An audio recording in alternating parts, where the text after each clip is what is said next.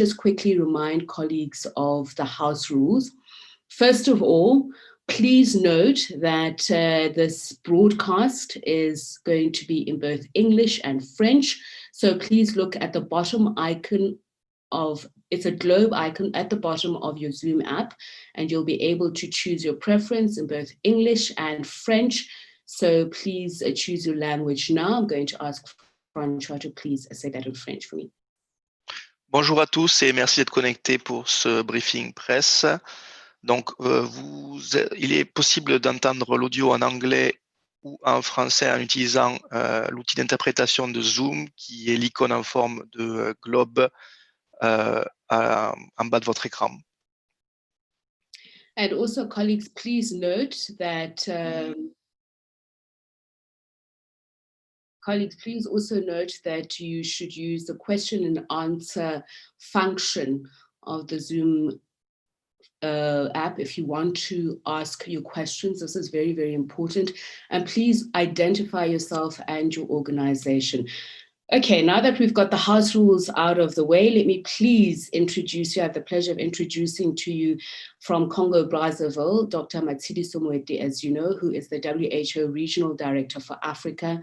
Thank you once again for being with us, Dr. Moeti. In Yaoundé is the Honorable Dr. Manauda Malaki, who's the Minister of Public Health in the Republic of Cameroon. A very warm welcome to you, Minister. And Dr. Naim Dalal is a psychiatrist registrar at the University Teaching Hospital in Lusaka and co-founder of COVID-19 Zambia Wellbeing and Mental Health Alliance. So he'll be able to also share his experiences. A warm welcome to you. So let's now turn to you, Dr. Moeti, to just get the latest on where the virus is in Africa, where the biggest impact is, and what your studies have shown about access to mental health services. Dr. Moeti?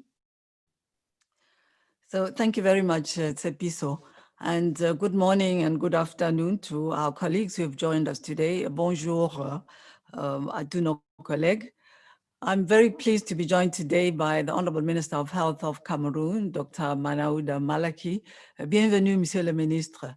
And by Dr. Naim Dalal, who you've said, who is a psychiatrist at the University Teaching Hospital in Lusaka and has co-founded the Zambia Wellbeing and Mental Health Alliance, to have a conversation in the lead up to World Mental Health Day on the 10th of October. I also have online my colleague, Dr. Ngoy Nsenga, who is the incident manager for our response to the COVID-19 pandemic. We all have friends or family members who've been affected at some point in their lives by mental disorders. The COVID-19 pandemic has brought out clearly how mental health is integral to overall well-being. The deaths of loved ones, job losses, restrictions on movement and gathering, and fears of infection have led to depression, anxiety, and fear. There are also reports of upsurges in intimate partner violence and suicides. African countries account for 15 of the top 30 countries globally for suicide per 100,000 people. So the need for mental health care is really significant. And although many countries have developed national mental health policies, the availability of service is often limited to specialized institutions in capital cities. So access is a real challenge. We know that mental health rates among the health problems that needs the most progress to be made in our region. Government expenditure per capita on mental health is low globally at $2.50 per person. In the African region, this drops to less than 10 cents per capita.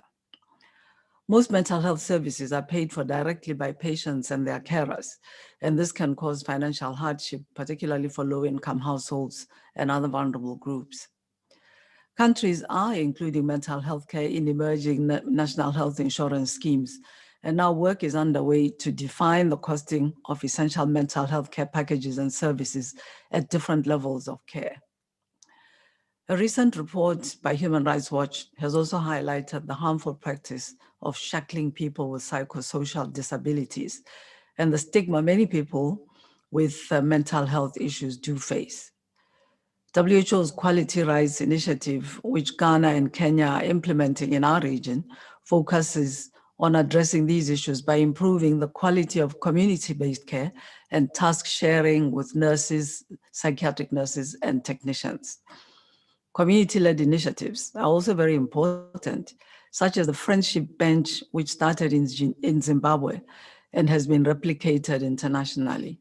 This program provides training to older women to talk to and support people in need with problem-solving therapy on park benches, so public spaces where people can come and have a conversation with an older, supportive, trained community member.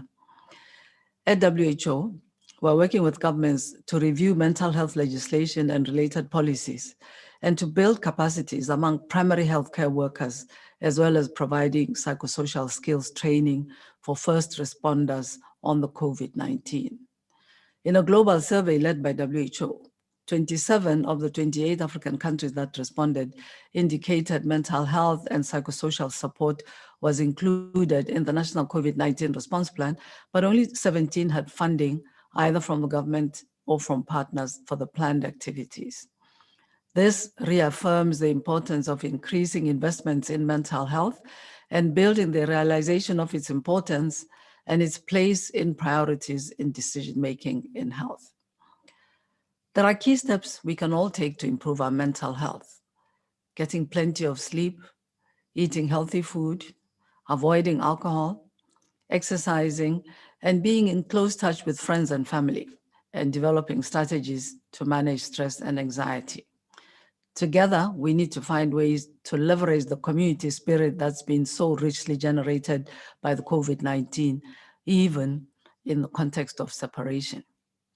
Finally, as students prepare to go back to school and borders are opening up, we all need to remain vigilant and play our part in preventing the spread of COVID-19 by keeping a distance, wearing masks, and frequently washing our hands. So in the region so far, we have had 1.2 million cases, over 1.2 million cases, and over 26,000 people have lost their lives, although we are seeing a leveling of cases.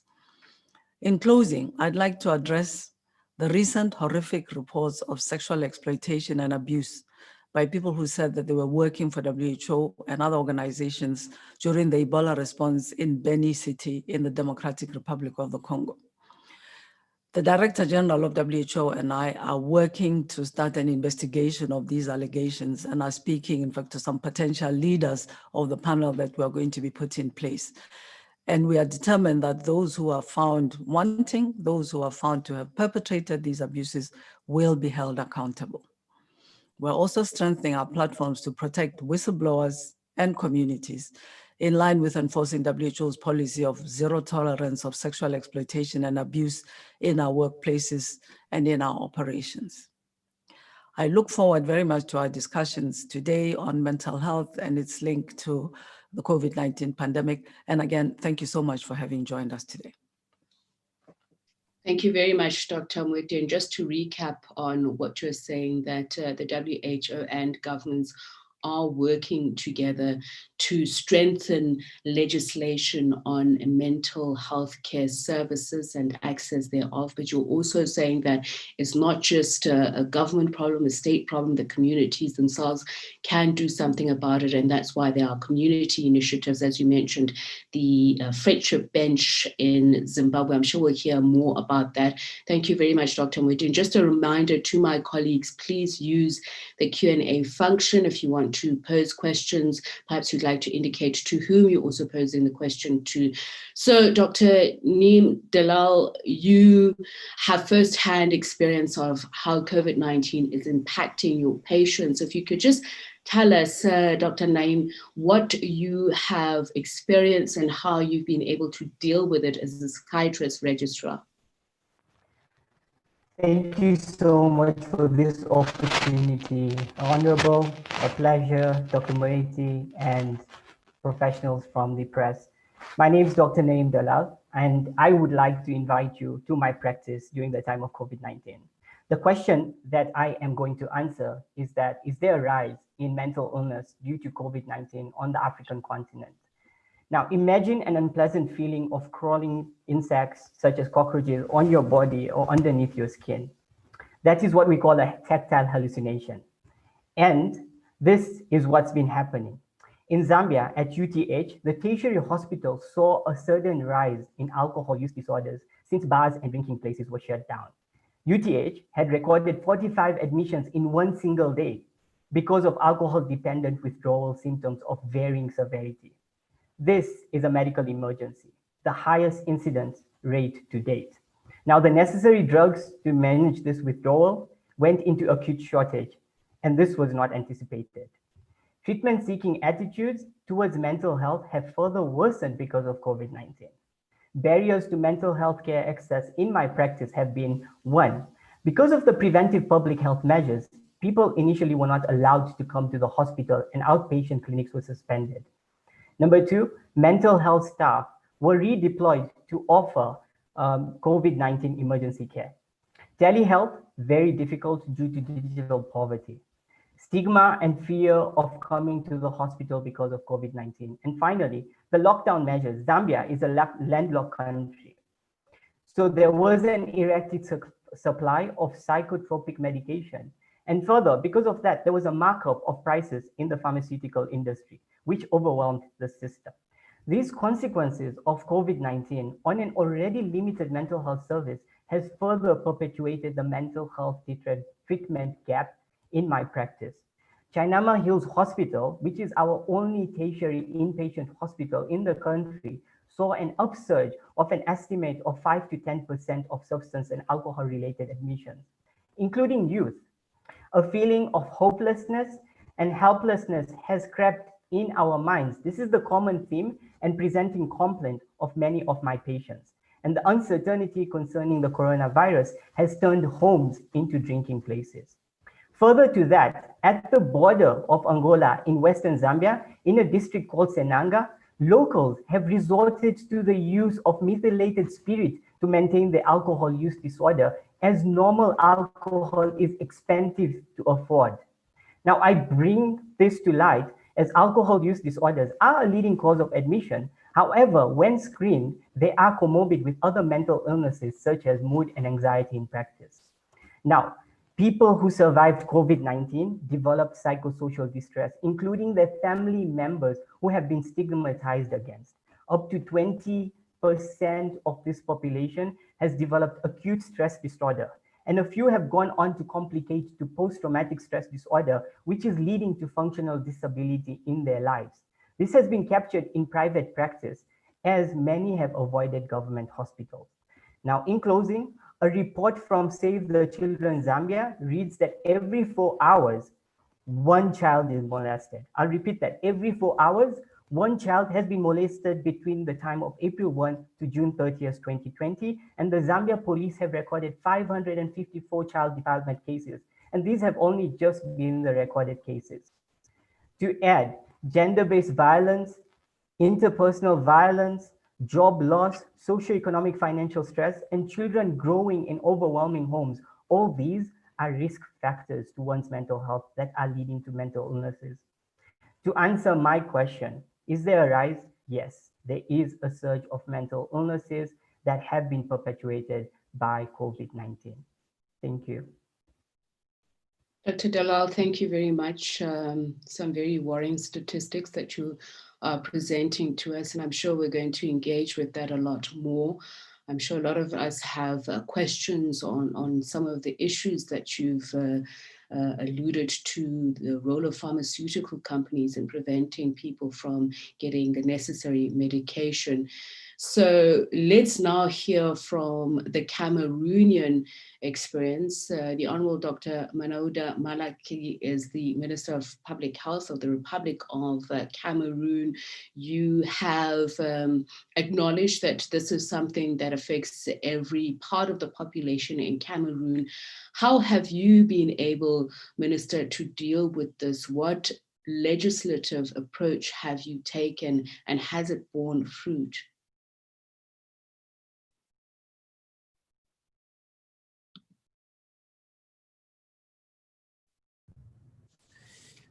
Merci, Madame, de me passer la parole.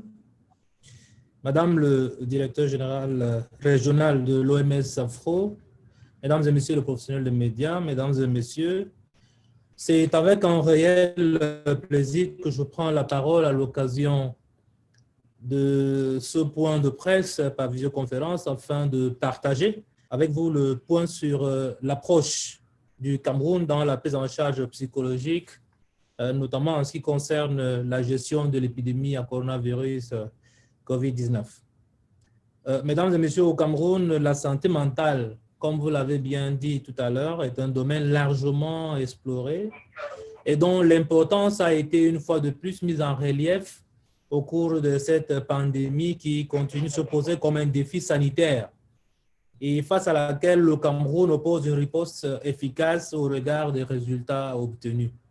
Cette pandémie est cependant un champ exploratoire offrant de multiples perspectives pour la santé mentale, qui s'y est en conséquence déployée dans tous les aspects, influençant fondamentalement la prévention, la prise en charge et le relèvement de la santé mentale au Cameroun, et justifiant donc la mise en œuvre des politiques et stratégies disponibles, une mobilisation de ressources humaines et financières additionnelles et l'opérationnalisation d'un plan stratégique réajusté et enrichi. Ainsi donc, je voudrais d'abord donner la situation d'avant Covid et puis la situation de la santé mentale au Cameroun depuis Covid-19. Pour parler de la réglementation, disons qu'avant le Covid-19, plusieurs documents encadraient déjà la santé mentale au Cameroun. Nous avons le document de politique nationale de santé mentale qui est validé en octobre 2016 et qui est porteur d'une vision, celle de favoriser aujourd'hui l'émergence de la santé mentale d'ici 2027. Nous avons également le guide national simplifié de prise en charge de santé mentale qui a été validé en décembre 2017 et qui est d'ailleurs adapté, n'est-ce pas, au Mental Health Gap Action Programme de l'OMS qui intègre des interventions psychologiques et sociales avancées. Donc, il a été élaboré pour faciliter l'intégration de la santé mentale dans les soins de santé primaires, la promotion de l'approche à base communautaire et pour répondre aux multiples demandes de soins de santé mentale de personnes ayant des troubles mentaux et résidant dans les zones les plus enclavées. Il comporte les 10 principales pathologies pour lesquelles les populations consultent le plus souvent et tiennent compte d'une spécificité locale, c'est-à-dire le phénomène de transe ou de l'hystérie collective survenant principalement dans nos écoles et collèges. Donc, à la lumière de ces documents, 3 types d'activités ont été mises en œuvre depuis ce jour. Et nous avons comme première activité la prise en charge en santé mentale qui est effective dans les formations sanitaires dans les 10 régions de notre pays, à savoir l'hôpital Jameau de Yaoundé, l'hôpital La Quintini de Douala et tous les hôpitaux généraux et régionaux et quelques hôpitaux également de district. Notons que cette prise en charge se fait également en ambulatoire et dans les communautés suivant les besoins. Il y a la prise en charge en santé mentale également effective dans les formations sanitaires privées, telles que l'institution des sœurs hospitalières de Benoît Mendy à Douala et Yaoundé et la coordination diocésaine catholique de la santé qu'on retrouve à Yagua, à Garoua et à Ngaoundéré. Et sur le plan humanitaire, les partenaires comme l'OMS apportent un soutien à la prise en charge psychologique des populations déplacées internes dans les régions du nord-ouest et du sud-ouest à travers le recrutement des psychologues, cliniciens et l'appui des différentes interventions apportées dans ce domaine. Comme deuxième activité, nous avons le renforcement en ressources humaines.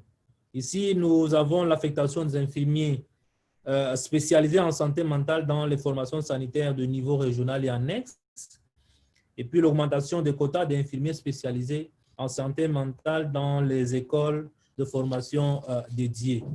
Comme troisième activité, nous avons l'intensification de la sensibilisation. Lors des journées mondiales avec une commémoration au cours de laquelle le ministre de la Santé publique à l'opportunité de brosser les avancées engrangées dans le domaine et les défis à relever.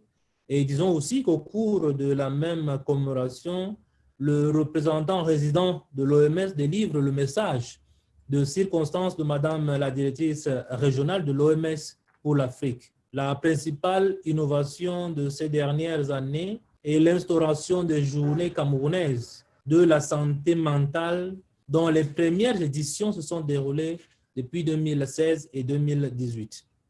Dans les médias, nous entendons télévision, radio, presse écrite, cybernétique et tout cela, en fonction de problématiques individuelles et communautaires telles que les suicides et les violences sexuelles dont a parlé tout à l'heure la directrice régionale, les catastrophes liées à la sécurité civile, à l'instar du déraillement d'un train à Ezek en 2017 ou d'un glissement de terrain à Bafoussam en 2019. Dans les établissements scolaires, où des micro-programmes sont réalisés et diffusés avec une attention particulière portée aux enfants et aux adolescents. En octobre 2017, à l'occasion de la Journée mondiale de la santé mentale, 9 établissements ont été visités pour près de 11 000 élèves et encadreurs sensibilisés. Et en 2018, à la faveur de la fête de la jeunesse, 179 établissements ont été visités pour plus de 70 215 élèves et encadreurs sensibilisés.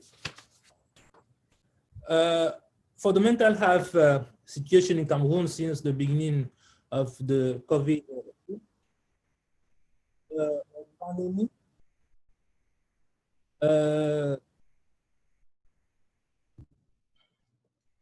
for the mental health situation in Cameroon since the beginning of the COVID-19 pandemic, we can say that since provision in mental health has improved and reference documents contents have been enriched. These include, but are not limited to the mental health strategy in the COVID-19 context, which outline the specific objectives, activities, and key performance indicators to improve the COVID-19 response, and especially in mental health care.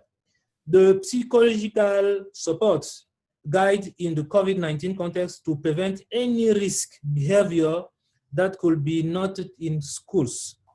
The development, harmonization, and validation of training modules on psychological first aids, confidentially, stress management, pre- and post-test counseling, the development and validation of mental health data collection tools, development of communication material for stress management, fights against stigmatization, psychological first aid, pre- and post-test counseling, like flyers, posters, and lift. Yes. Minister, I do apologize for interrupting you, but because we did have dual translation, I think a lot of what you have said has been put across. And if you'll allow us to also, there are quite a few questions for you that you perhaps would like to answer. So if you would allow us to please continue to the Q&A section. Okay. Thank you, Minister. So let's get questions from the colleagues. As we mentioned earlier on, that if you do have questions, please use the Q&A function in the Zoom app to send your questions. And we've already had some questions that have come through. This one is from Favor Omokaye from Plus TV in Nigeria. So I'm going to pose this one to Dr. Mwede and Dr. Delal. Perhaps if you also want to weigh in, please do so afterwards. But the general gist of the question, Dr. Mwede, is how countries have seen a disruption to access to mental health services and how they've been able to keep up with these services, if they have at all, and what the drastic effect of the pandemic has been to the services that they offer. Second part of the question is what plans are there post-COVID to ensure that we better handle a pandemic, a global pandemic like COVID-19? So Dr. Mwede, if I could ask you to please answer that question. Yes, thank you very much for that question. I think it's clear, and our colleague from Zambia very clearly outlined ways in which services for mental health, which are already a big challenge for most of our countries in the region, have been disrupted by the pandemic, by the fact that healthcare workers and healthcare resources needed to be focused on the pandemic response. And then secondly, that the delivery of services required then the people to come, of course, to health facilities. There were safety issues around transmission of the COVID-19, and there were supplies shortages that were caused by the lockdowns and the border closures. I think that was very well illustrated. We have provided guidance to countries on the continuity of essential services, including mental health services in the context of COVID-19. I think we just have to acknowledge that because this is an area of healthcare provision that is already significantly challenged, our expectation is that unlike programs like vaccination of children, perhaps provision of antiretroviral therapy, which are relatively well-resourced, relatively well-established, there really will be a challenge here. But we have clear guidance helping countries to see how to continue safely without risking transmission of people gathering in healthcare facilities to provide support. It's a challenge. And I think now going into the future, it really emphasizes the need for access to decentralized services so that people can be able to access the help of a trained healthcare worker, not necessarily a psychiatrist or even a psychologist.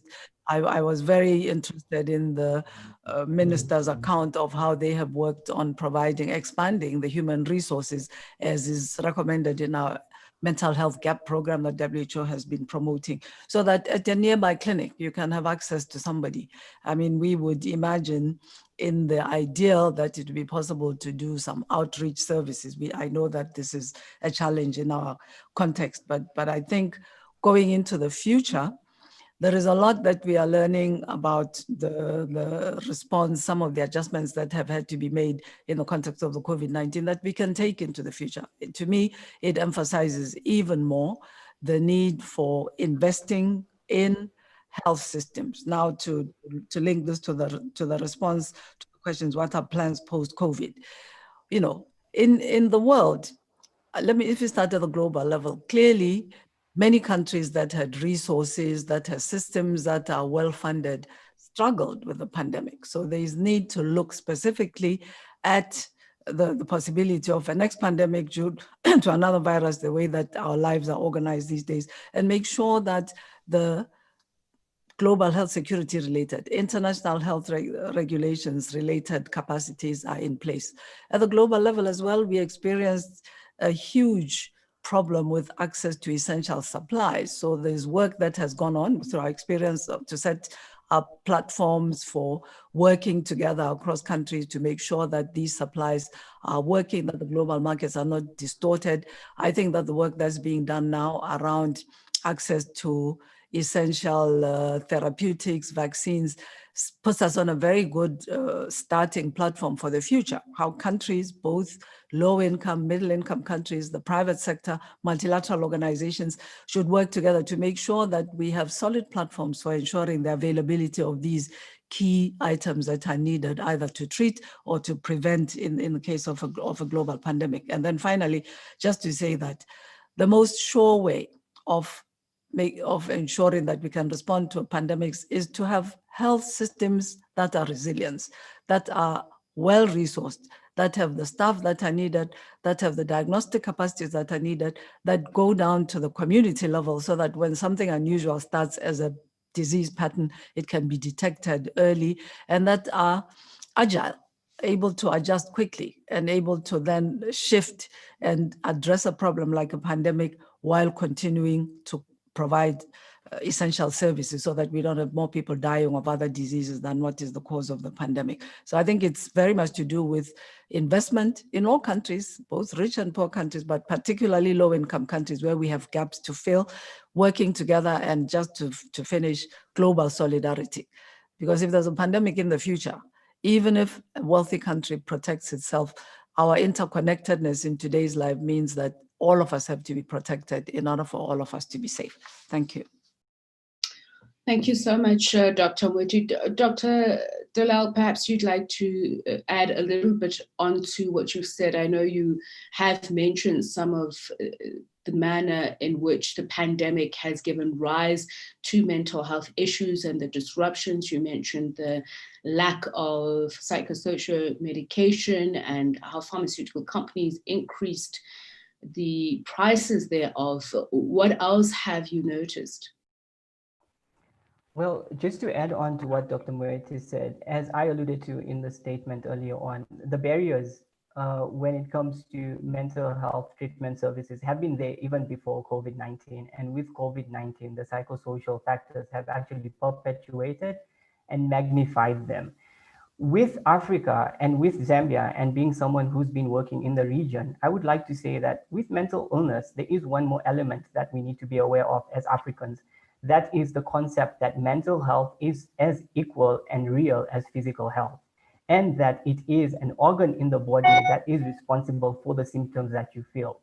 Now, the barriers, in as much as COVID-19 has perpetuated these barriers, for instance, of getting services, it's also about community awareness.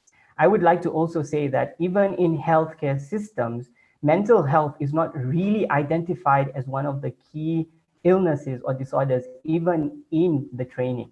So this is a concept that I truly would like to address. Reason being, I have been going out in the outreaches. As a medical student, I used to go out in outreaches to figure out why is it that people, whenever they break a bone, they quickly go to the hospital, but why is it that when someone is having a psychotic episode, they keep them at home? This is where our culture and our beliefs play a huge role because of the generational learnings that we have.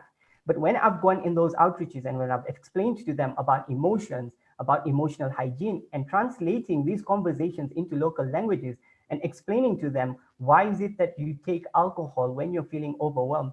People are more receptive, and this is how treatment-seeking attitudes are being developed. I would also like to address that I am one person who's been advocating in media here, where I go on national media. I have a population of 6 million people tuning in. I find people traveling hundreds of kilometers coming to our practice in Lusaka, in the capital. But the concern is that the challenge has to be both mental health literacy services out in the community so that they are aware that there are treatment options available, so that we are aware of the demand. And secondly, the services. I loved what the Honorable Dr. Manaude talked about in his statement, as well as what Dr. Moeti said about the treatment gap and WHO gap. Now, here's the thing.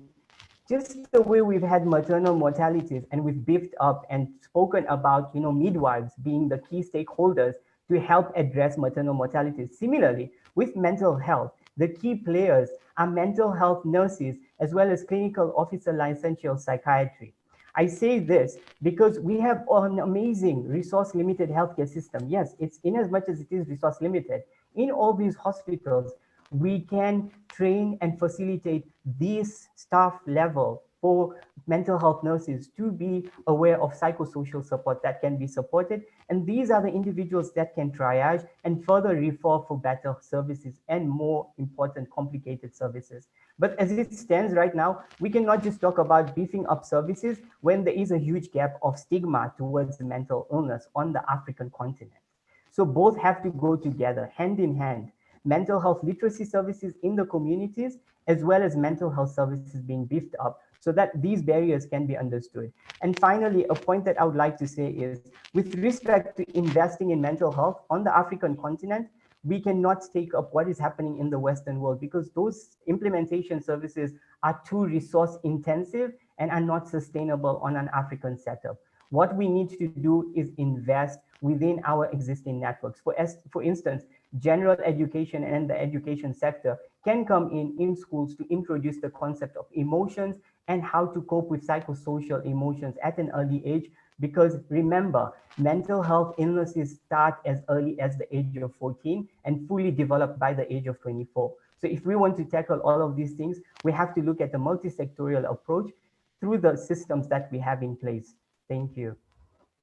Thank you very much, Dr. Dalal. And I think that's a very good train of thought to follow with Minister Dr. Malaki. There is a question for you from Joseph Mbeng. He is the president of the Association of Scientific Journalists in Cameroon. And the question basically is, how do you intend to increase the funding on mental health in Cameroon? And Dr. Dalal has just made a very interesting point that we need to be contextual in how we approach this. And you gave a rather substantive overview of the measures that you're taking.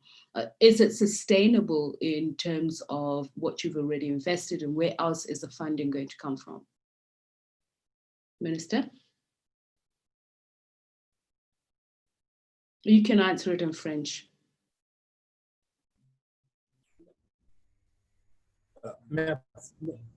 Merci déjà de me donner la possibilité de répondre à cette question.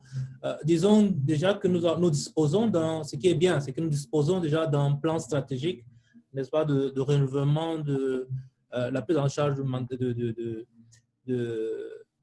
l'aspect de la santé mentale. Et donc, dans ce plan stratégique, nous avons un certain nombre d'activités que nous devons mettre en place, et nous sommes en train de mobiliser le financement d'abord domestique, et en plus, nous avons également l'appui de nos partenaires. Je voudrais dans ce sens-là remercier l'OMS, remercier la Croix-Rouge camerounaise, la Croix-Rouge française et puis l'UNFPA, qui déjà ont fait un certain nombre d'efforts pour le recrutement, n'est-ce pas, du personnel devant s'occuper de la santé mentale. Le gouvernement camerounais, dans son plan également de formation dans nos différentes écoles de formation, a mis en place un mécanisme d'accroissement, n'est-ce pas, du recrutement des personnels devant s'occuper de la santé mentale. Globalement, nous avons évalué à environ 780 millions le financement souhaité pour la mise en place, pour la mise en œuvre de cette stratégie. Nous pensons que dans le cadre du financement domestique, on peut en trouver. Nous pensons également qu'avec nos partenaires, on pourrait mettre en place quelque chose d'assez global, parce que nous avons proposé au gouvernement un plan de financement global du secteur de la santé avec des financements innovants. Et c'est cela que nous allons, n'est-ce pas, exploiter comme piste pour pouvoir doper le côté santé mentale au Cameroun. Je vous remercie. Thank you very much, Honorable Dr. Minister. Let's move on to the next question. It's from the BBC Africa, and it's basically speaking to specifics. Dr. Mwedi Wafula David from BBC Africa wants to know if we have any specific statistics on mental health during the pandemic in Africa. You spoke earlier on of how you undertook a study to survey the countries and how they're dealing with mental health, but have they given you specific details on whether or not it was at the onset or because it was of COVID-19? Dr. Mwedi? I think we've done a study. I mean, we're gathering information. Access to services. I'm just trying to see if we have any specific data about the degree to which the already very challenged access to services for mental health have been even more negatively affected by the COVID-19 pandemic. I'm not quite sure I have these numbers. Perhaps I'll ask Dr. Ngoy to see if he can provide some of this information. I think what we can say is that the situation is coming onto a base that is already hugely challenging in terms of access to services, how much funding is going into this, what are the kind of levels of healthcare workers that are available of different types, both nurses and psychiatric nurses. And I very much echo what our colleague from Zambia had to say, and more specialized healthcare workers.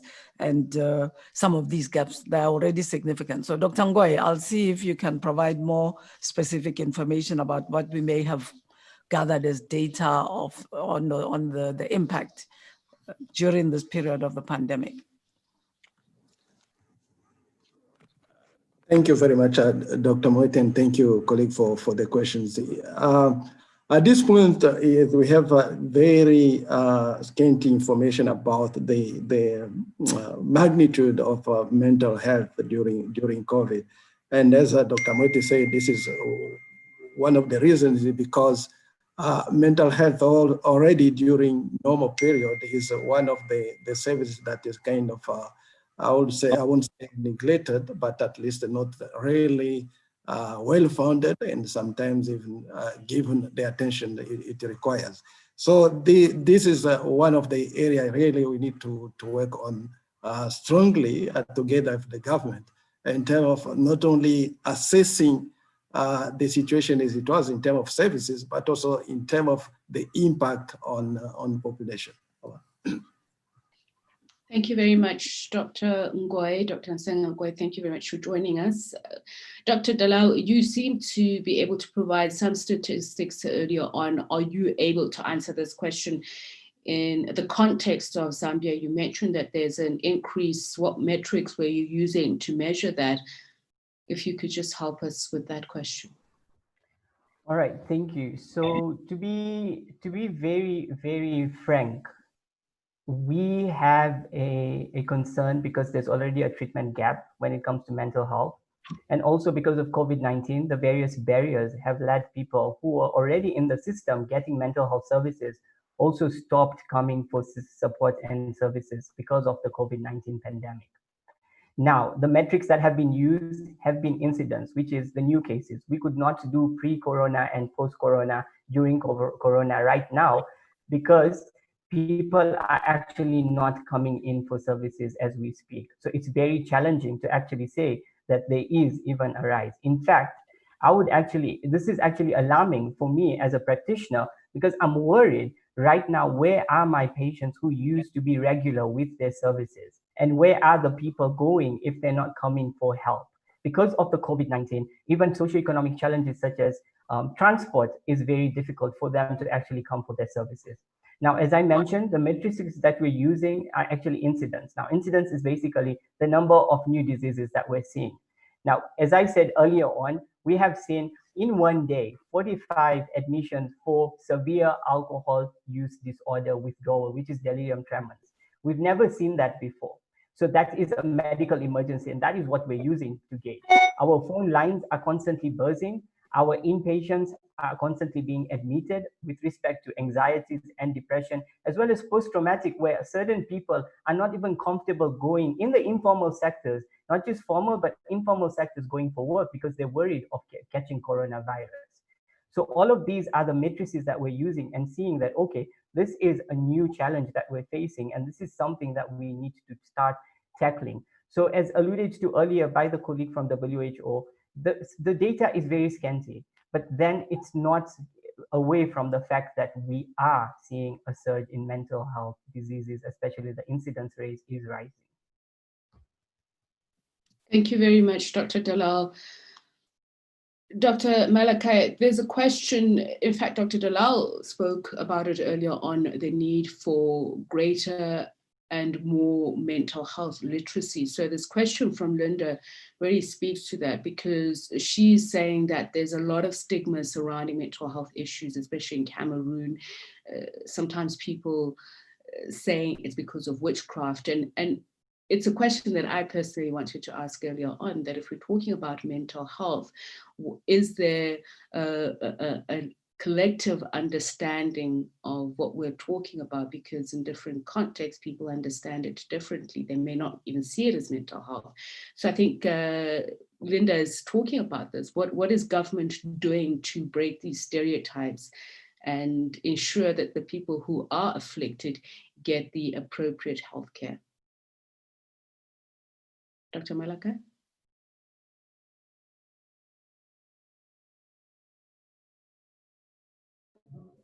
Merci, madame. Je voudrais reconnaître effectivement qu'il y a ce problème de compréhension, d'ailleurs, de ce que c'est que la santé mentale et l'acception, n'est-ce pas, au niveau de nos communautés.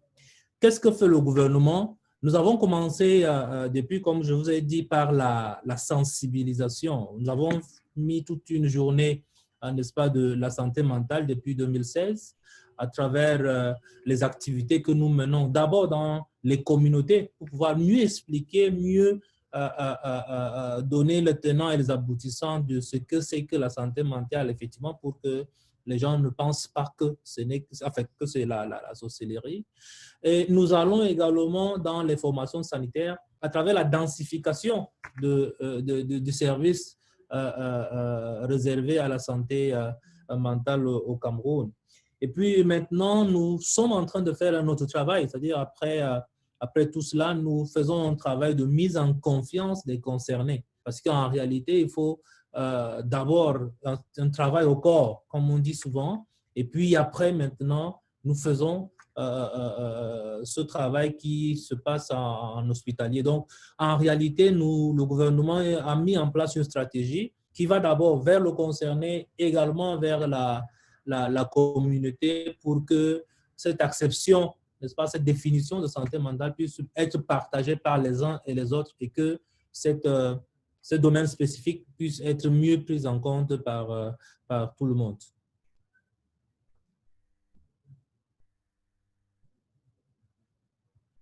And Minister, if I could just ask a follow-up question from Linda. So the question is, how do you diagnose positively people who have mental health issues such as bipolar or ones that are not, evident, mental health issues that are not evident that there are mental health issues? And if you have any statistics, any action that you are taking to reduce these types of disorders?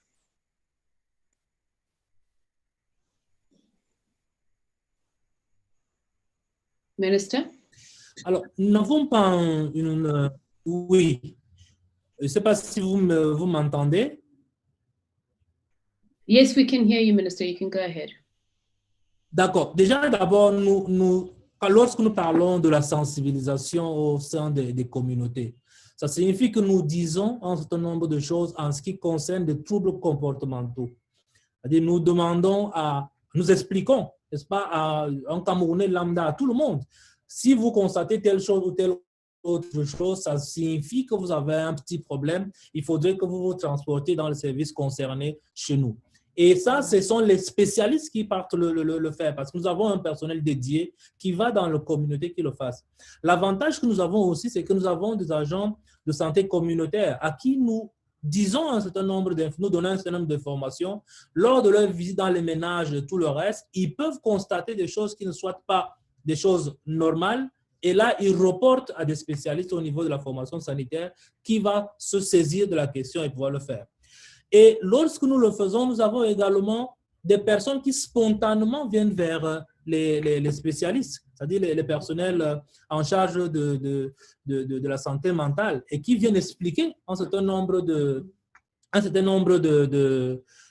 choses qui leur arrivent. Nous avons également des familles qui viennent nous dire, nous avons un membre de notre famille qui a telle chose, qu'est-ce que c'est?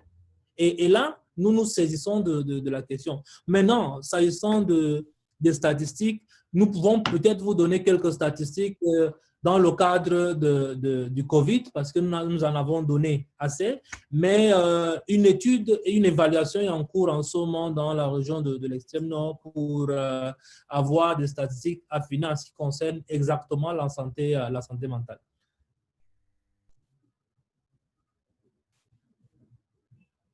Thank you, Minister.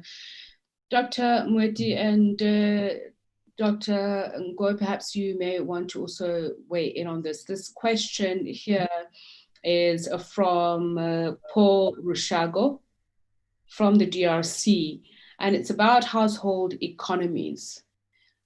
Dr. Mweti, you mentioned earlier on some of the resultant effects of COVID-19 that have led to mental health issues. And I wonder if poverty is among those, and whether it ranks high, as Dr. Dalal mentioned earlier on. People who would ordinarily come and seek treatment seem not to be doing so. So the hardships that have been caused by COVID-19, are we seeing evidence thereof? Is it pushing people into worse conditions? And also, the question has been asked, but it keeps on coming up again, the issue of Africa's resistance to COVID-19. The figures that we're seeing, why are they not as high as we're seeing in the Western Hemisphere? And a very interesting question as well from Paul is also about whether or not COVID-19 is sexually transmitted.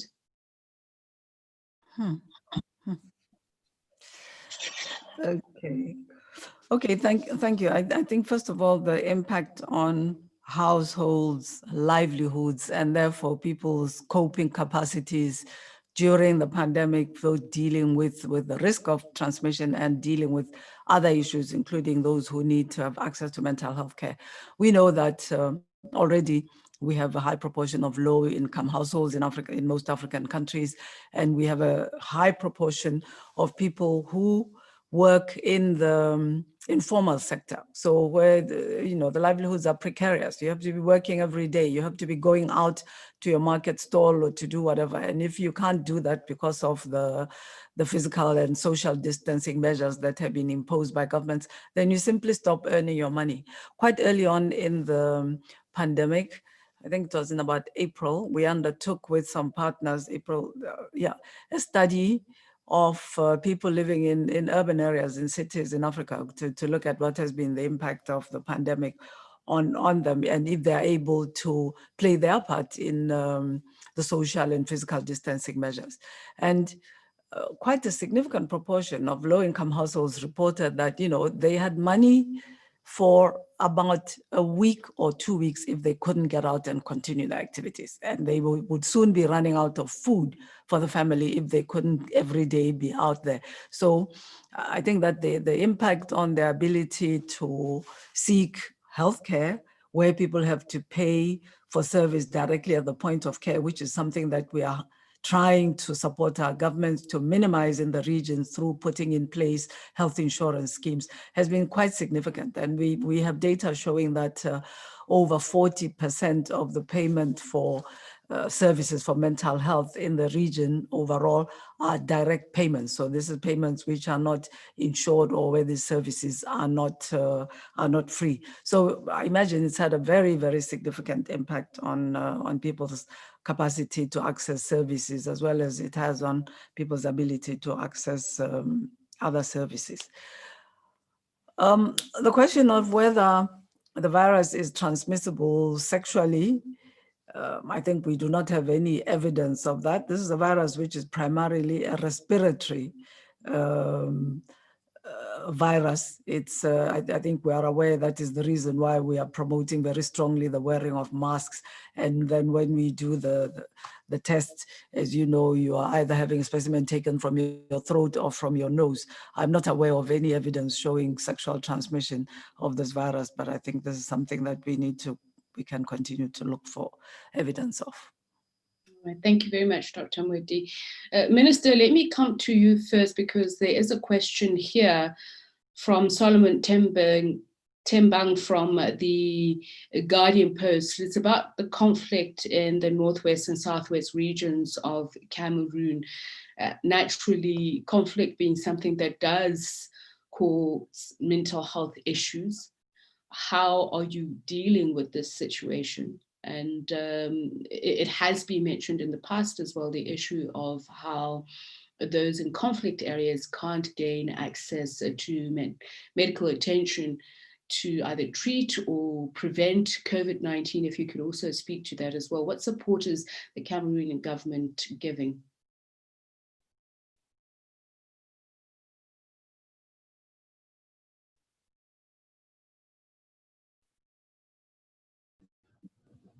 Alors, merci beaucoup pour cette question importante. Mais je pense que si il avait bien suivi mes propos liminaires, il aurait pu déjà avoir une réponse à sa question. Parce que j'ai évoqué cela dans mon propos liminaire en mettant en exergue un accent qui a été mis par le gouvernement sur ces deux zones. Et j'ajouterais même l'extrême nord, parce qu'il n'y a pas que le nord-ouest et le sud-ouest, où nous avons eu l'appui de nos partenaires. J'ai cité la Croix-Rouge camerounaise, la Croix-Rouge française, j'ai cité l'OMS, j'ai cité également l'UNFPA, qui nous ont permis de faire des recrutements, n'est-ce pas, des infirmiers, des psychologues, et enfin, un personnel dédié à la santé mentale qui s'est déployé dans cette zone. Et donc, nous avons densifié nos actions parce que nous sommes effectivement conscients de ce que toute zone insécure crée, n'est-ce pas, cette situation et qui devrait être prise au sérieux. Nous avons étendu d'ailleurs, parce que nous n'avons pas que ces trois zones, nous avons étendu parce qu'il y a des déplacés, de ceux qui viennent de ces zones pour les autres villes. Et donc, nous avons, le gouvernement a mis en place un certain nombre d'actions stratégiques destinées ou alors fléchées directement sur ces zones. Et nous avons mis en place également un call center, le 15-11, qui nous permet de recueillir, n'est-ce pas, toutes les plaintes, ou c'est pas moi, tout ce qui est relatif à la santé mentale ou à un dysfonctionnement quelconque pour nous permettre de mieux traiter. Et derrière ce call center, vous avez donc des personnels bien formés qui agissent.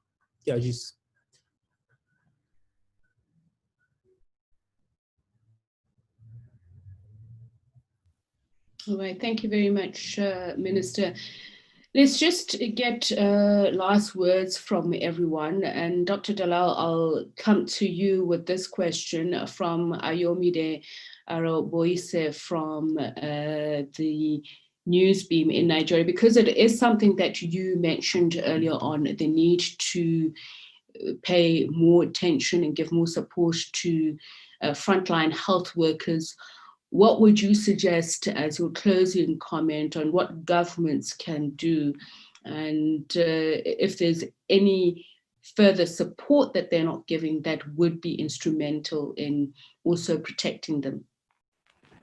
Yes, that's a very important question and a very key population. I must say that ever since the pandemic has started, since then, I have had many colleagues reaching out to me, not just colleagues, but also everyone from far-reaching places just reaching out to me as healthcare workers who are overwhelmed because of the fear of COVID-19, risking the self-infection, taking the infection to their friends and family. One thing that I will commend the WHO is for the psychosocial guide that they've produced for frontline healthcare workers. This is something that healthcare industries in private and in public can particularly take it up and make it mandatory for them to actually undergo that training for psychological first aid within practice. This will actually help with self-care for healthcare workers as they're going out to provide services. Let's not forget, in as much as individuals who are in the front line, individuals who are back, not in the front line, they are actually pulling double shifts because of redeployment of their support staff as well. So all of these individuals are very overwhelmed. And I must also say that this is actually taking a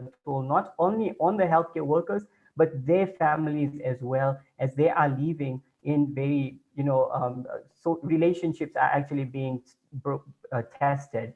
I would also like to say one other thing is one key population in mental health that we really need to cater for on our continent are the youth. Africa has the largest population of youth. One of the points that I raised earlier is mental illnesses occur as early as the age of 14 years. And by the age of 24, this is where disorders do develop. We really need to take that population into account as well and incorporate mental health services tailored for youth. And the key players that will actually support mental health service delivery in actual fact are the youth as well, because they understand the current generational stresses that they are facing on the continent. Because again, another thing that I face in my practice is a generational divide between the baby boomers and the current millennials as well. So these are the two takeaway points. And finally, as Dr. Moeti mentioned, I'd like to echo for Africa, it's not just about beefing up systems in terms of treatment, but it's also about mental health literacy. These two things have to go in together for us to beat the treatment gap. And of course, the investment is key. Thank you. Thank you very much, Dr. Dalal. Dr. Maliki, just as a way forward, you have mentioned the various strategies that Cameroon has undertaken. Do you see room for you to improve, and have you thought about how you're going to implement those strategies, and do you have the funds to do that?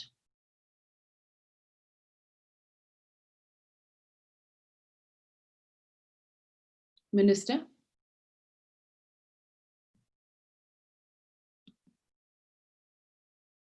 Minister, can you hear us?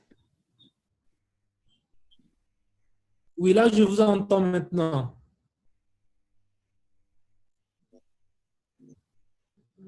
Okay, so Alors, I was just peut-être, saying, what strategies has Cameroon thought of moving forward in terms of improvement, and do you have the funding to do so? It was mentioned earlier on that the cost of mental health care is prohibitive in poorer countries. What strategy do you have to deal with that?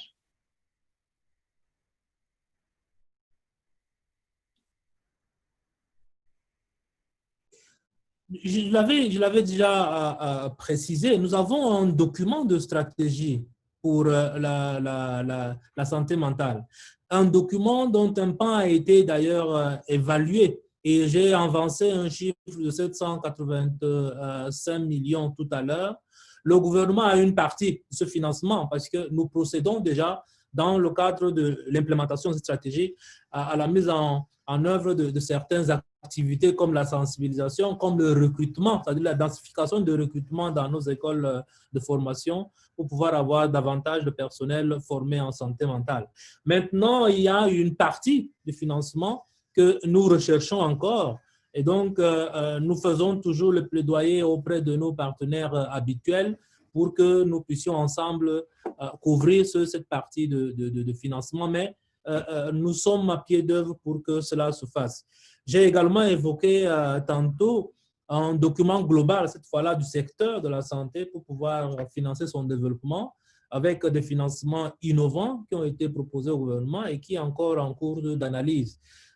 Si jamais certaines pistes de ce financement sont retenues, cela pourrait aller très facilement pour nous dans le cadre de la santé mentale pour favoriser la mise en œuvre des activités qui sont arrêtées dans le plan de stratégie.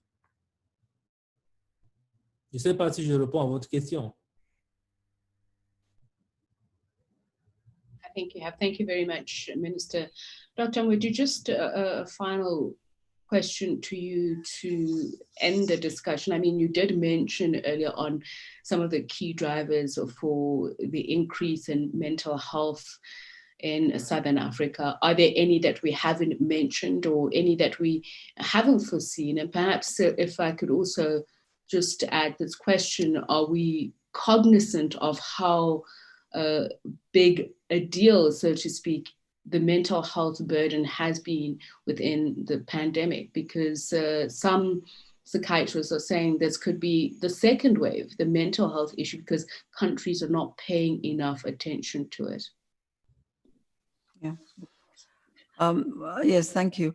I mean, we think it's been significant, and it's going to continue to be significant because, you know, the impact of the pandemic is in its different manifestations, especially the social, the economic, which themselves then will have, if you like, emotional and even mental health impacts are going to continue.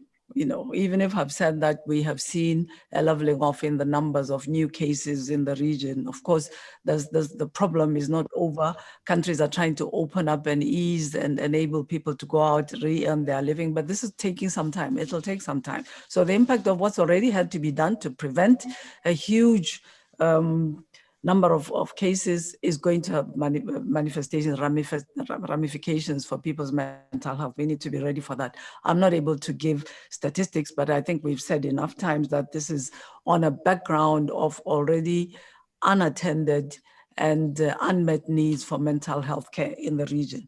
I think what this really does is spur us on as we are looking to build back better after this pandemic, to make sure that we reprioritize mental health and mental health care in its proper place, because it's a hidden problem very often, hidden in many ways, that if you like, the economic impact, the opportunities lost by people having mental health problems, the gaps in the capacity of people to do their best, to use all their talents, to contribute to their families, to contribute to their economies, is a loss that we are not yet quantifying in its justified place. What it means, I was very struck by the comments of Dr. Dalal as far as young people are concerned. We have various programs that are trying to address the sexual and reproductive health of young people as well. We in WHO are trying to promote strongly a people-centered approach to health. So at the same time as looking at the risk of young girls of getting infected with HIV, of unwanted pregnancies, we can look at the mental health needs of young people and find ways to make sure that those that deal with their healthcare also are trained and include psychiatric nurses. I very much like the idea of the peer support, looking for young people to provide the support, so that we have a package of services for a young person that they must receive as prevention and as treatment. And we look for various places this can be done from, including the schools, including the workplaces, so that we have a, if you like, we take every opportunity to address the risks, to make people more knowledgeable, and to make sure that people have the essential care near where they live at an affordable rate. We include this in the health insurance schemes that are being developed, and then we make sure that where people really need to be hospitalized, they get good quality of care. So I think it's a whole people-centered strategy that we need to promote as part of the work that we're already doing on universal health coverage. And many countries are already working on this. So I think we're learning from this painful experience that we can do efficiently, trying to look for opportunities for linking up with other health problems, health workers that are paid for by those who are interested in family planning, for example, to then improve the skills to address mental health, which I think would massively contribute to our economies, to our families in the African region. This is very, very urgent. Thank you. Thank you very much. Naftali Maura at Zinwa News in Kenya, I think that very much adequately answers your question and more. Thank you very much to all the speakers, the panelists today who have given us much food for thought, and I think have educated us a lot more about the insidious nature of mental health and the areas in which it affects a lot of our lives that are unseen, and the very creative ways which countries are undertaking to deal with this, and having highlighted, as Dr. Mweti said, that there's a lot more funding that is needed. Thank you very much to Dr. Matshidiso Mwetu, who's the WHO Regional Director for Africa, who is also joined by Dr. Nsenga Gwai. And in Yaoundé, the Honorable Dr. Manauda Malaki, a very warm, heartfelt thanks to you as well, Minister of Public Health of the Republic of Cameroon. Dr. Naim Dalal, very rich contribution from you as well, psychiatrist registrar at the University Teaching Hospital in Lusaka and co-founder of COVID-19 Zambia Wellbeing and Mental Health Alliance. Thank you very much to all of you colleagues as well for joining us this afternoon. We do apologize if we weren't able to attend to all your questions, but we continue to endeavor to do so. I do hope that you enjoy the rest of your day. This is the end of the briefing. Thank you very much.